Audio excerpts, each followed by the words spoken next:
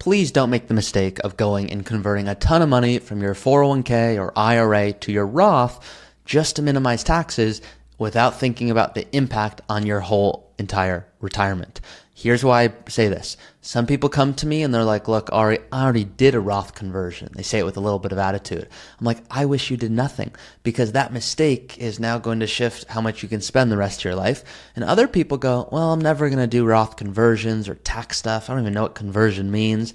I go, it can add probably north of $100,000, if not a few $100,000 to your retirement if you do it well. So there's lots of things that make a lot of sense in retirement and things that don't. My job is to simplify it for you. This is going to be your complete guide to required minimum distributions. What on earth does that mean?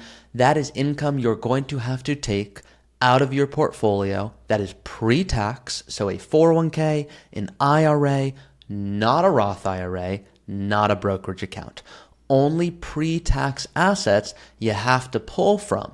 So for most of you, that's going to be age 75. That is if you are born 1960 or later, age 75. 1950 or earlier, 72. And 1951 to 59, 73. A required distribution is forcing you to take out more money than you need. Not in all instances, but sometimes.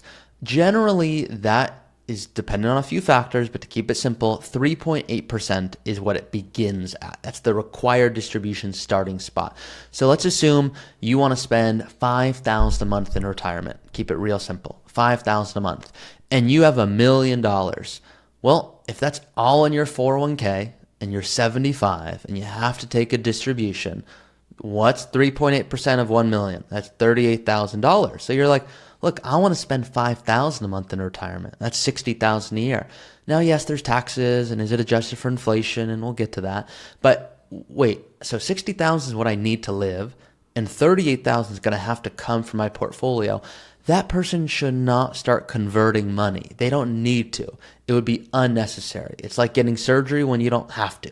It's just truly don't do it. Now, there are times, let's take another example. If this person has $10 million in their IRA, well, $380,000, that's coming out whether they want to or not. That's 3.8%. So they're like, okay, wait a second. If I'm going to spend $60,000 a year in retirement and $380,000 is coming in, I don't really need $380,000. So maybe I should do something to minimize the big tax burden that's going to hit me. That's what we're going to talk about right now. Now, before I do, if you don't already know, my name is Ari Taublieb. I'm a certified financial planner. I am the host of the Early Retirement Podcast, and I'm the vice president here at Root Financial Partners. Let me be clear. A lot of what I'm going to show you, I hope, saves you hundreds of thousands, if not millions in taxes, and a ton of unnecessary hassle or financial surgery. Let me give you a quick example. Here's a couple with $2 million. They're 59 years old, on track for $16 million. Now, they don't need $16 million. So we were running some different analyses and we were talking about planning.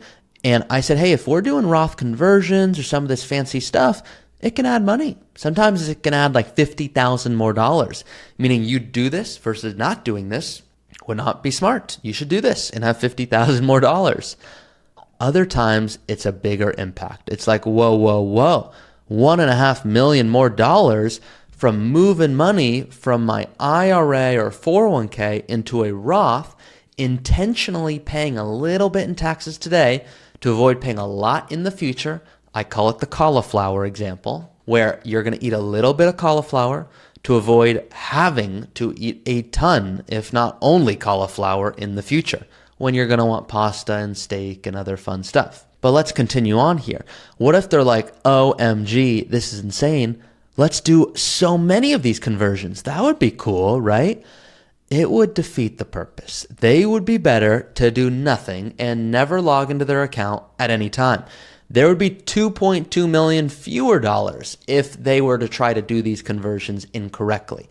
So the point here is sometimes this can make a lot of sense. Sometimes this doesn't make sense. Well, that's not too helpful. When does it make sense? Let me show you. By the way, if you want to use the same tool I'm using right now to map out your required distributions and tax strategy and withdrawal. You can see all of that and more in the Early Retirement Academy that is designed for people that want to start playing around and understanding how to optimize their retirement. So let's look at this. Here they are. This is called a cash flow chart. This is where an advisor like me lives for clients.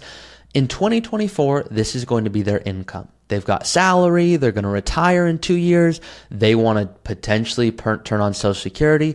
They have some other income. Whoa. What the heck is that? That's them working part-time, doing something they really enjoy. So you can see this is their income. They don't have any required distributions. That's what planned distributions are. They don't have any until, what happens here at 75?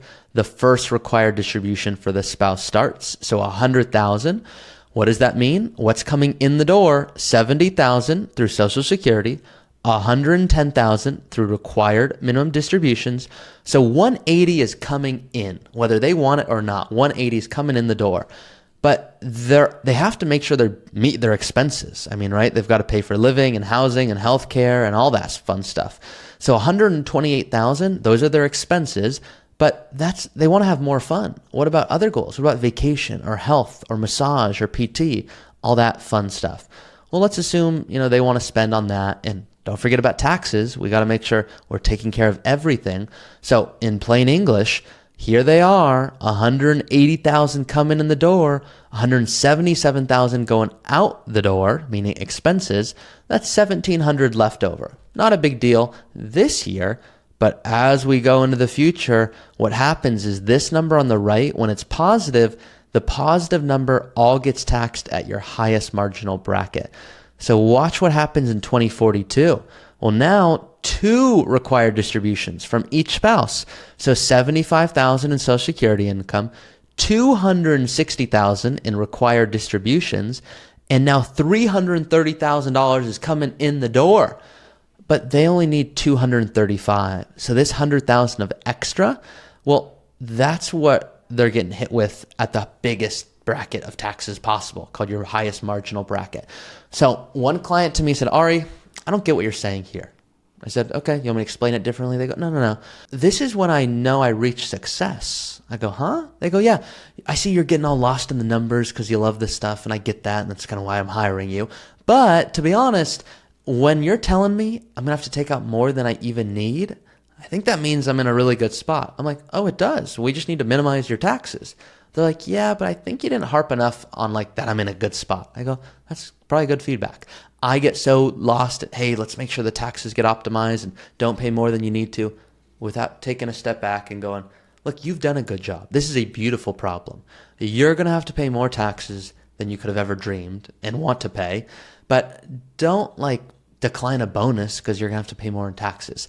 Someone once said, Ari, I know how to fix this issue. I said, okay, what is it? They go, well, if you just don't invest well in your IRA, your distributions won't be that large. So I'm not going to have to pay a lot in taxes. I go, don't do that. That's like avoiding a bonus because of taxes. Now, before we get to the distributions or any of this stuff, what I will tell my clients is I first want you to dream big. Because here's a couple that wants to retire at 62 and 59, plan for health care, but they want to spend $5,000 a month. What if they're like, I want to spend $10,000 a month? Well, yes, they're going to have way less money. They're still going to be okay. They're still on track for $6 million. But let's go back to the cash flows. What does that change here? Well, now all of a sudden, let's look at the required distributions. Whoa, it's way lower. Why? They're spending more. And if you can spend more because it would add to your quality of life, well, guys, I just took away the required distribution issue by asking them to spend more. So too often people let the tax tail wag the life dog and they get so lost in the numbers. You might not need to do Roth conversions. You might not need to worry about required minimum distributions. If you're only going to have a portion, meaning you want to spend $100,000 a year, and you're projected to have to take out $44,000 a year or $45,000 a year. Well, if you want to spend $100,000 a year and $44,000 is coming from distributions and $70,000 is coming from Social Security, that's about $115,000 coming in the door. You want to spend $100,000, that's $15,000 that on paper would get taxed at your highest bracket. Maybe you take another vacation. Maybe you go, I'm going to help give to my children. Maybe you're going to do a charitable technique that's going to minimize your taxes. Lots of different options. So I encourage you to play around with this tool if you want to optimize your early retirement. And please like this video, share this with someone who you think would benefit from it, and I'll see you guys next time.